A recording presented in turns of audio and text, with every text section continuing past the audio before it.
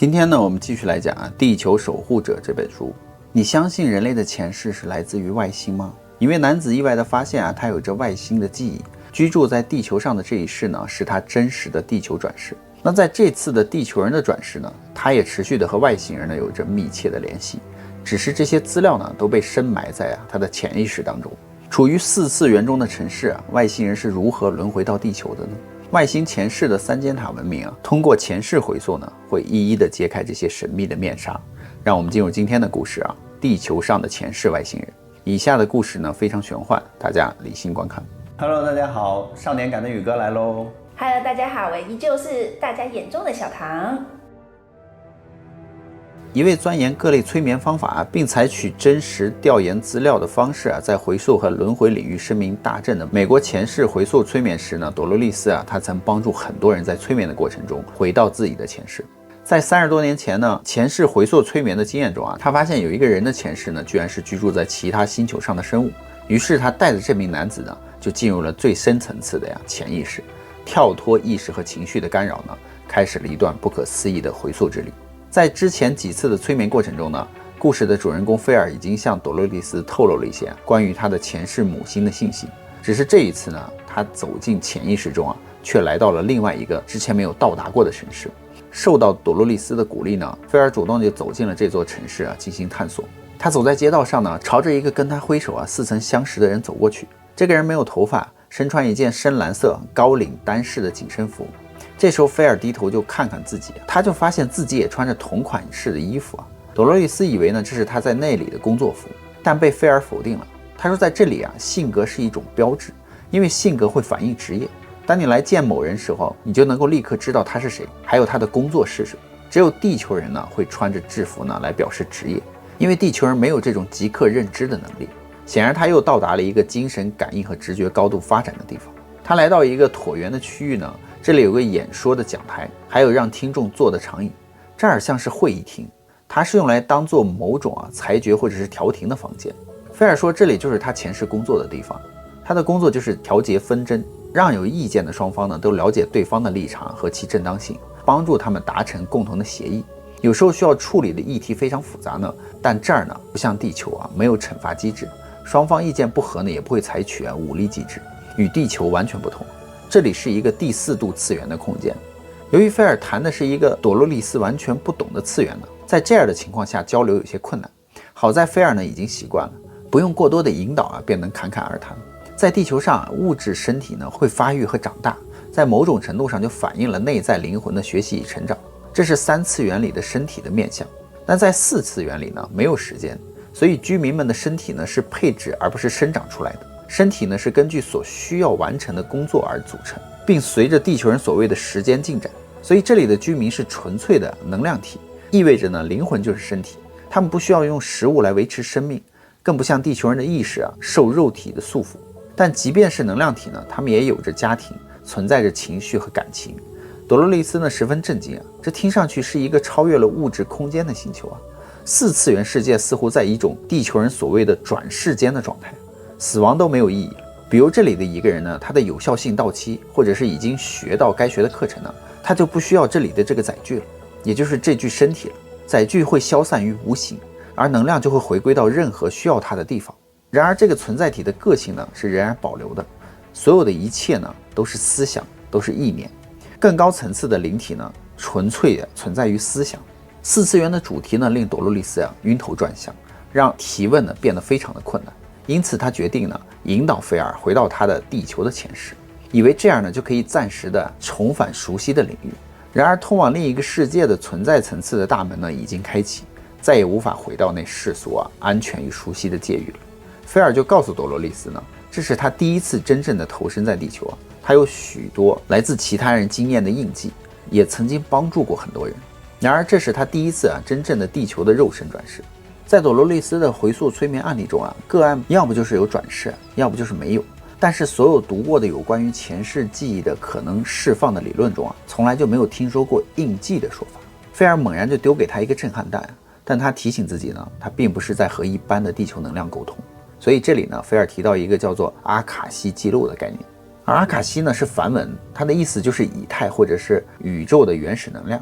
而以太的记录呢，就是传说中与宇宙的生命信息的一个数据库，是一种记载着每时每刻产生的一切思想、言语、行动以及宇宙通用的一种档案系统，是一种储存以太之中的神秘的知识的集合。菲尔就说有些灵魂并没有真正的有过人世的经验，但他们可以从以太的记录提取资料，将这些资料铭印在他的灵魂里，所以铭印的资料呢，就会成为他们的经验。如果某个来自于其他行星或次元的生命体没有印记的协助呢，他会完全迷失，他不会了解这里的习俗、这里的习惯，或是任何在这个社会环境下生存的互动，这就是印记的必要性。举例来说呢，就是当一个外星人初次转世来到地球他的潜意识不曾有过地球人的人世经验，为了让这个个体适应地球生活呢，就一定要有某些他可以摄取以便日常生活经验对照的基础，不然的话他的生活就会失衡。等他累积到了足够的经验呢，来回顾和理解他当时的遭遇的时候呢，他就已经过了大半人生了。这就是为什么必须要有印记来协助他适应这个新环境，并在全然陌生的经验里感知到自在的原因。而对转世成为人类的外星人来说呢，小到像与人争论这种事情都会让他们不知道如何应对。他们不曾经历过人类所知道的那种愤怒、恐惧这种负面情绪呢，会令他们无力，甚至会瘫痪他们，使他们受创。外星人若是第一次转化为人呢，来到地球由于面对的是陌生的新文化，他们必须要有某种过去的记忆来适应这个环境，让他们有参考的依据，而印记呢，就是这种辅助工具了。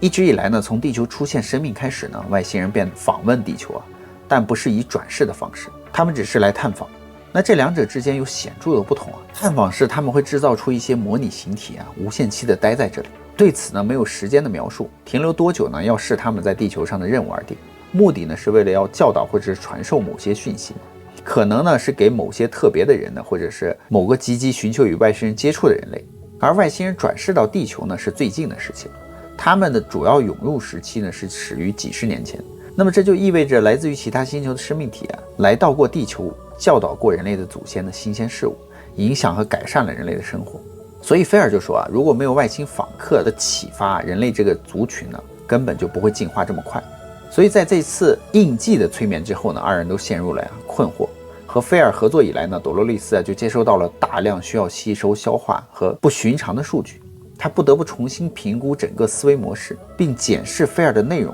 是否和其他数百位催眠的个案的提供的资料相吻合。而且菲尔还记得许多自己在催眠的过程中所说的话，因此呢，他对自己的人生和命运也产生了质疑。为了更好的解开这个谜题呢，朵洛丽丝就请来了他的朋友一个叫做哈利叶的，他也是位催眠师，他的能量呢有种补强的效果，就像临门一脚，每当他在场呢，总会有好事或者是怪事发生。哈利叶呢像颗电池为朵洛丽丝的整个催眠案例提供了能量。那在这一次的催眠一开始呢，哈利叶的出席呢所带来的能量帮助是很大的，因为这份动能呢将菲尔推入了一个令他激动的场景。当电梯门一打开呢，菲尔看到了3座锥形的尖塔建筑，他描述它们高耸四面平滑，从高到低的排列。起初朵洛丽丝并不了解菲尔所描述的场景有任何的意义，直到他看到了他的泪水从菲尔的眼角流出的时候，菲尔不曾在之前的回溯中显现出任何的情绪。紧接着菲尔就充满了情感语调，颤抖地说出了几个字这是家，这是我的家。这些话呢令当场的2位催眠师汗毛直竖，这3座尖塔显然对他有非凡的意义。那菲尔在远处隔着一片绿地眺望这些尖塔的时候，他说他们是纪念塔，是为了纪念这个文明的。这个声音和菲尔平时的声音毫不相干，好像是从另一个人，从一个很远很远的旅程归来的一个人，再次投入了家人的怀抱，充满了情感的语调。突然涌现的直觉让他明白了一直以来为什么他总觉得自己与周围的环境格格不入。原来呢，地球不是他真正的家，那这个屹立着3座锥形尖塔的星球呢，才是他的家。他说这里和之前谈论过的那些星球处于邻近的地区，那么他选择来地球呢，就是因为地球和他的家乡很相似。这3座尖塔呢，象征着种族的3个阶段的演化，而每一次的演化呢，都比之前更为进步。当下一次进化完成时候呢，在某个时间点上便会增建第4座尖塔，因此呢，它算是这个种族的进化纪念塔。他们有一种直觉的共识呢，因此不必交流，他们就知道了某个阶段就该建这个纪念塔。但这里与地球和第4次元的城市不同的是，这是一个能量星球，也就是3次元的物质实相空间。这里的居民呢以能量形态存在，这些存在体呢以他们需要的方式使用这个行星的能量，实现他们的目标。可以说他们的家乡呢就是3次元和4次元的一种结合。而这个星球呢不是物质实相的文明，它是能量文明。然而星球本身是以3次元的方式存在，你可以弯下腰拾起星球上的一把土，锥形的尖塔也是实质性的存在，它们是3次元的属性，都是由星球上的材料建造而成。但是存在于这个星球上的文明却是肉眼看不见的。地球人呢可以与这些文明擦身而过，丝毫不会察觉到他们的存在，身在文明之间呢，而永远毫无所惜。这时呢，海野利就发问了，他说那个星球的尖塔除了作为纪念之外，还有其他的用途吗？得到的答案是它们有2个用途。尖塔还有天线的功能，类似于地球上的金字塔。由于它的能量呢远为高阶，此外呢，外在的形状是以锥形呈现。在电学上呢，天线的形状呢决定于所传送和接收的波或者是波形的频率，频率越高呢，天线就越短。同理呢，这3座尖塔和地球上的金字塔一样，都是天线。由于接收的频率不同呢，因此它们是高耸的锥形尖塔，而非是金字塔形，用于行星的沟通。那尖塔的第2个用途和次要的意义呢，就是对先前的3个文明的演进的颂扬，是对文明所做的奋斗和努力来致意。就如同地球上的那种摩天大楼是代表了人类科技的杰出进展。然而这3个尖塔文明呢，并非始于这个星球，他们的文明是在另一个行星以3次元的形式开始的。当他们发展到不需要再使用物质肉身的形态后呢，才迁徙到这个星球的。这么说来呢，这些尖塔的纪念文明在他们早一期那段时间呢，同样的就跟我们现在的地球所处的进展非常相似。在未来呢，也会有那么一个时期，地球上的灵魂也不再需要投身或有形的躯体了，他们将大量的移居到另一个星球，继续朝向造物者前进。这正是目前地球演进的目标嘛，也是地球正在经历的一个过程。而3尖塔文明的种族进化的程度已经很高了，因此那里的生命体呢，开始致力于探索行星外的文明，比如地球文明菲尔就说所有的转世的灵魂呢，都是100%的自愿。这些自愿组成的组织呢，目前也得到了星系的助力，在帮助地球。这表示呢，其他星球和其他的星际的族群呢，也参与其中。这是银河系共同的努力，而地球的居民呢，都赶来提供协助。地球确实有许多他自己所不知道的朋友，这些邻居呢，都知道地球发生的事情。这些援助呢，完全是出于自愿。星球之间相互传递并交流这个银河各个地带的状况，地球的经验也是在这些传播之中的。虽然地球是这个系统里的，但是地球并没有可以用来调频到这些频率的机器，所以3尖塔呢就是一个接收频率的媒介。不过有趣的是，地球上也有和3尖塔设计相同的建筑类似于华盛顿纪念碑那种，而那个纪念碑的功能呢，跟那个3尖塔其实是一样的，都是传送器。这就是为什么华盛顿特区的建筑物都不会高过于这个纪念碑的目的，这样的纪念碑才会被看得见。而透过视觉上的接触呢，它就会和这个特区的人有所交流，交流的方式呢就是这个样子。尖塔呢总是在人们的意识或者是潜意识的视线的范围内，就像在周边的视觉建立了连接，于是尖塔和人的能量呢就有所交换。这些能量从尖塔传递出去而那些调频到这座塔的频率的接收者呢，就可以由此观察到这个区域的氛围了。而同样的，金字塔和埃菲尔铁塔呢也有类似的功能。更巧的是，纪念碑的顶端呢也是4面汇聚，形成尖端，恰如一个小型的金字塔。这样一来呢，地球的整体情况就会被传送出去。如果这个世界是爱和怜悯的这个宇宙行星传送就会是截然不同的讯号，而宇宙中的那些兄弟们就会能从这个传送器观看到地球上发生的一些事情。因此呢，外星一直以同情和沉重的星球来看待地球，所以至此呢，催眠也就告一段落了。当菲尔醒来呢，他就仿佛是经历了一场梦一样，他就想着自己在看到了3尖塔时的那种奇怪和激动的反应。回到意识状态呢，他并不觉得困扰，但他有一般挥之不去的忧郁，和他那一段封尘已久的记忆再次相遇情绪十分复杂。这是一次奇特的催眠经历。菲尔的反应呢，完全出乎了意料。通常看到某个景象呢，并不会影响一个人的情绪，甚至呢，菲尔对自己的感受解释也都很复杂，不是人能够幻想出来的那种。因此呢，朵洛丽丝就非常确信他就发现了他曾经经历过的好几世的星球，对他来说呢，那里远比地球更像家。所以菲尔呢，现在已经知道了他并没有真正的和那里失联，任何时候呢，只要他想，他都可以从这个潜意识里回到那儿。即使这种感受有苦有甜，但他最后呢还是找到了平静，也开始对自己有所了解了。那这扇前往三尖塔星球的门户呢已经开启了，通往知识交流的通道呢已经畅然无阻。那么三尖塔文明的门后藏着什么样的秘密和知识呢？有可能是关于行星间轮回的联系呢？让我们下集再见喽。那么好了，故事呢宇哥就讲完了。